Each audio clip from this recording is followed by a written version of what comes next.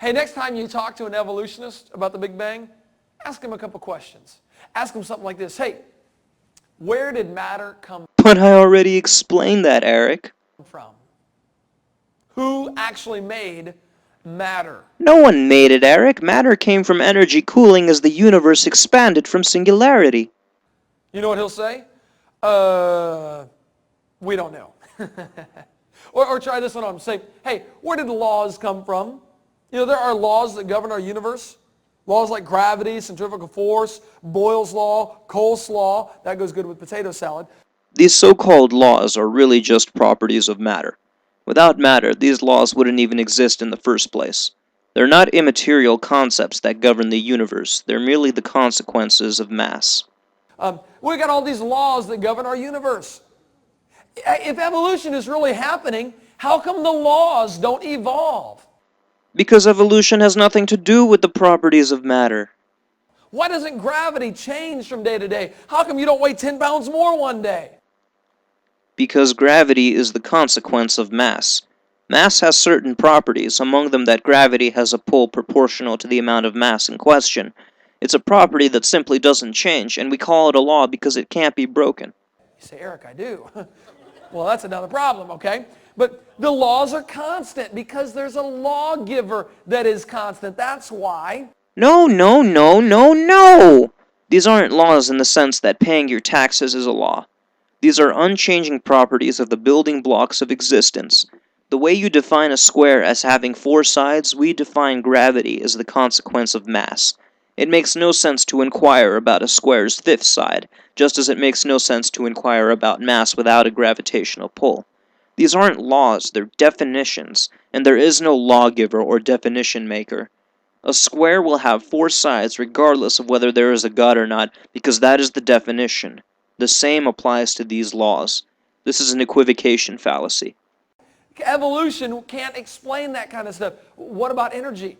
Where did energy come from? In order to move things, it requires energy. Who bought the gas to run the Big Bang? How did that actually happen? It would take a lot of energy to squish everything in the universe into a dot that big, okay?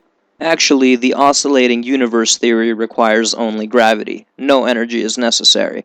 That is, of course, assuming that there is more mass than there is dark energy, which really isn't energy but is actually the opposite of gravity.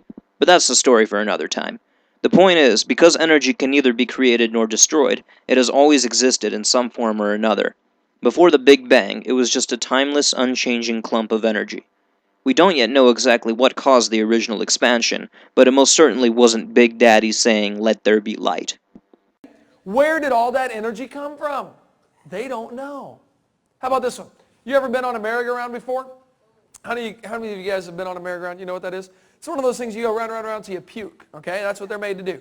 But if you ever get on a merry-go-round, if you ever have a merry-go-round handy, you need to do a little science experiment. Oh, I love doing this experiment on a merry-go-round. What I do is I get 3 fourth graders and I put them on a merry-go-round. I spent the best 5 years of my life in fourth grade. Somehow, Eric, I don't doubt that.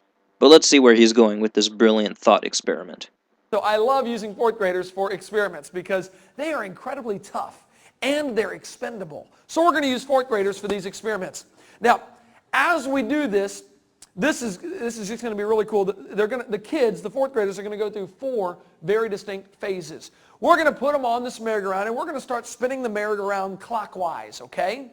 Now, the kids during phase number 1 are going to be screaming, "Oh boy, this is fun. Let's go faster, faster." So we start going faster. Pretty soon, up around 30 miles an hour, we enter phase number 2. Phase 2, the kid stops screaming and is quietly concentrating on hanging on for dear life while it goes around and around and around. We're going to get going a little faster. Up around 60 miles an hour, we enter phase 3. Phase 3 is where the kids start screaming again. Only this time they're screaming, "Stop! Let me off of here!" But we can't stop. This is a science experiment. So we're going to keep going, okay? Pretty soon, between 80 and 100 miles an hour, depending on the strength of the fourth grader, we enter the coveted phase 4. This is what we've been waiting for. One by one, in phase 4, the kids will begin to fly off the merry-go-round. Oh, this is what we've been waiting on, man. Here, you got to videotape this because this will provide some very interesting physics, okay? If the merry-go-round was spinning clockwise, when the kid flies off, wah, he'll be spinning clockwise until he encounters what we call resistance. That's like a tree or telephone pole or something like that. But up until that point, he's going to be spinning clockwise. Now, in physics, this is known as the conservation of angular momentum. The conservation of angular momentum tells us if a spinning object breaks apart in a frictionless environment, the pieces that fly off will be spinning in the same direction. Okay, so what's your point? Conservation of angular momentum. You guys got that, okay? Well, then I got a question. If we all started from a dot that was spinning and exploded, shouldn't everything be spinning in the same direction? No, you dumbass idiot! The singularity was not a spinning ball! You misread text designed for 12-year-olds. For fucking 12-year-olds! The Big Bang was not a nebula. It should. But it's not. You realize we got things out there that are spinning in the wrong direction? Yeah. Both Venus and, well, they really ought to rename that other planet, but we got a couple planets that spin backwards from all the others. That doesn't make sense according to the Big Bang Theory. Even if the singularity was spinning, the planets don't orbit the center of the universe, which doesn't exist, by the way. They orbit the sun, which in turn orbits the center of the galaxy. In any case, your description of the law of angular momentum has nothing to do with the expansion of space-time and mass energy. The Big Bang wasn't an explosion, it was inflation. Your entire case for disproving the Big Bang is a complete non sequitur, and all because you didn't take the time to read text that was designed for 12-year-olds. You realize we got several moons orbiting their planet backwards? 8 different moons orbit backwards around their planet. A couple of planets have moons orbiting in both directions at the exact same time. Whoa, whoa, whoa, whoa, whoa. According to the Big Bang, everything should be going the same direction. We've even got entire galaxies that spin backwards. According to the Big Bang, these are anomalies. These don't make sense. How do you explain this stuff? Oh, well, I explain it like this. In the beginning, God created the heavens and the earth. And God did it that way on purpose, to make the Big Bang Theory look stupid.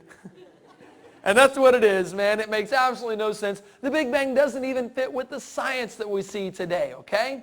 The Big Bang did not happen. Well, I take that back. Actually, we do believe in the Big Bang. The Bible says the heavens shall pass away with a great noise. Sounds like Big Bang to me, okay? So it just comes at the end, not at the beginning. Evolutionists got it a little bit backwards, that's all. Hey, another thing. If the Big Bang Theory were true, everything should be evenly distributed. But it's not. It's lumpy.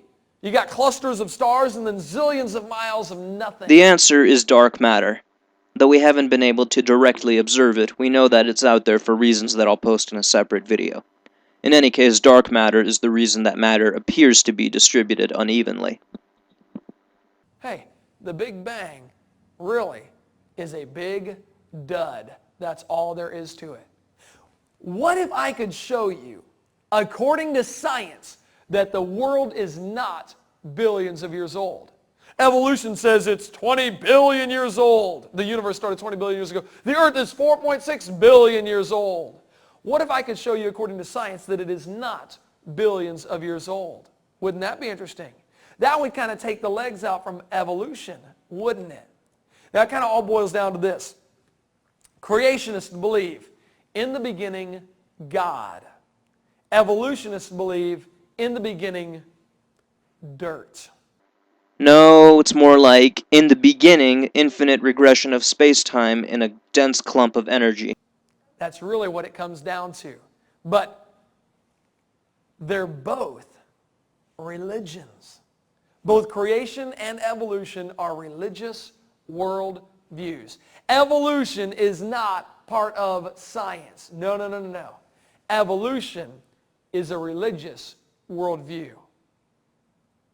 Thanks for joining me. We'll see you next for session 2. Rate, comment, and subscribe, and let me know if you want me to follow Eric into session 2.